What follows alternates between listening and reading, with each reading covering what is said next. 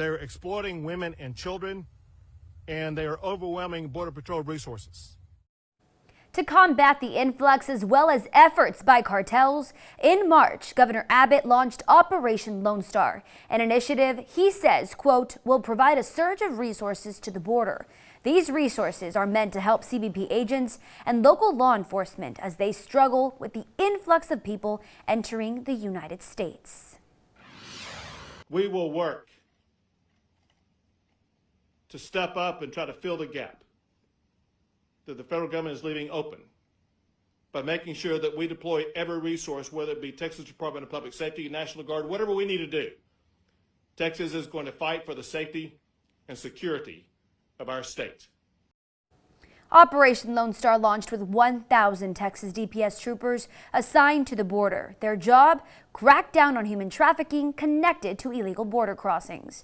I had the opportunity to go along with DPS for an inside look at how troopers are enforcing the initiative from up in the sky, out on the road, and even along the Rio Grande. All right, get ready to come up. Hold on. Our troopers work border operations throughout the year, day in and day out. Out here, in between Mexico and the U.S. Headed out, everything on the left side is going to be Mexico. Is where Texas DPS state troopers are patrolling. It's very effective because when U.S. Border Patrol is not on the river, then that's when we have our boats that are out there patrolling the river as well. So it's a collaborative effort. They work together. Making sure there's always someone watching the Rio Grande. They share information, they share intelligence based on what's taking place along the river, and that's when our boat unit's able to go and patrol those areas and try to intercept some of that criminal activity, whether it's migrants, whether it's drugs. This Marine unit, part of Operation Lonestar, patrols 10 to 14 hours a shift, and what they see out here on the river is just one part. They also cover everything from their eyes in the sky. Anyways, what they do is they just follow these tracks, and there's signs out there telling them where to go, and they just keep going all the way up to that temporary processing center there. 24 hours a day, Texas DPS join CBP up in the sky, ensuring nothing gets past their line of view. For your shift, how many people will you see out here?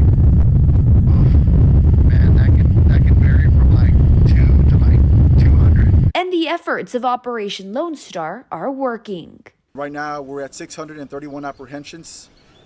We have made contact with over approximately 24,000 migrant referrals. What that means is these are migrants that come across, whether it's along the river, whether they're being smuggled in vehicles, and our DPS troopers come into contact with them, and we refer them to U.S. Border Patrol. So approximately 24,000 that we have come into contact with. Once migrants are caught by DPS, Border Patrol picks them up. But a big priority for DPS is stopping the smuggling before it starts. Now they're starting to use social media, TikTok, Snapchat, to advertise drivers to come down to the RGV and pay them so they could smuggle people across. And we're seeing people from larger cities, Austin, San Antonio, Dallas, Houston, that come down here just for that purpose because they advertise it on social media. Especially when it involves minors. The smuggling organizations are using juveniles because they also know the prosecution for those cases is very low. The chances of them getting prosecuted are very low. So they know that they'll get released and they'll be doing it again. There's no plans to slow down. Coming up. As Governor Greg Abbott has not stated an end date for Operation Lonestar.